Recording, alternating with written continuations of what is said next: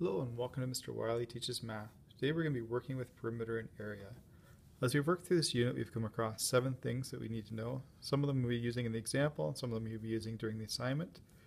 We've learned that perimeter is the distance around something, and to find the perimeter we add up all the side lengths. We found the perimeter of a regular polygon or regular shape is the number of sides times the side's length, because all the sides are the same length. Circumference, which is really perimeter of a circle, circumference is equal to pi times the diameter. Or we could do circumference equal to 2 times pi times r, because 2 radiuses are the same as 1 diameter. We've also learned about area. Area of a rectangle or square is equal to length times width, length being the longer side, though it doesn't really matter. Area of a parallelogram being base times height, and being the height cutting across 90-degree angle instead of measuring the sides. So we have our base, and we have our height, and we don't need that side there unless we're calculating perimeter. Area of a triangle, because every triangle is half of a parallelogram, or two triangles make up a square, rectangle, or parallelogram. We take our parallelogram formula, base times height, and we take half of it, or we divide it by 2, same thing. And area of a circle is equal to pi times the radius of radius. Area is equal to pi r squared. So for our example, we're going to take a look at this parking lot. We're going to try to find out what is the area of the parking lot.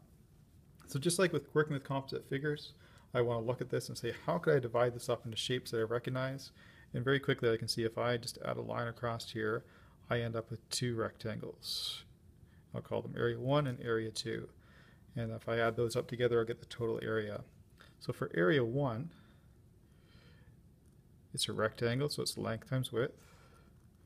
My length is 60 meters, and my width is 40 meters. Area 1, 66 times 4 is 24. I have 2 zeros, so I'll put them on. Meter times a meter is a meter squared. So this area here is 2,400 or 2,400 meters squared. Area 2 is also a rectangle, length times width. It's 30 by 15, so 30 meters times 15 meters. 15 times 3, 15, 30, 45, with a 0 on it. So it'd be 450 meters squared. So if I want to find the total area, area 1 plus area 2, 2,400 meters squared plus 450 meters squared is 2,850 meters squared for the total area of the parking lot. So I do a sentence, therefore the total area of the parking lot is 2,850 meters squared. Might also be asked a question like, how many meters of fencing are needed to surround the parking lot other than the entrance? So I don't need this side, don't need that 15. So it's perimeter, so I'm going to be thinking about adding up the whole distance around the outside. And very quickly I notice I don't know how long this side is. I do know that this amount is 40 and this amount is 30, so I'm going to say the total distance around that is 70 meters down that distance. Now I should be able to do this pretty quickly.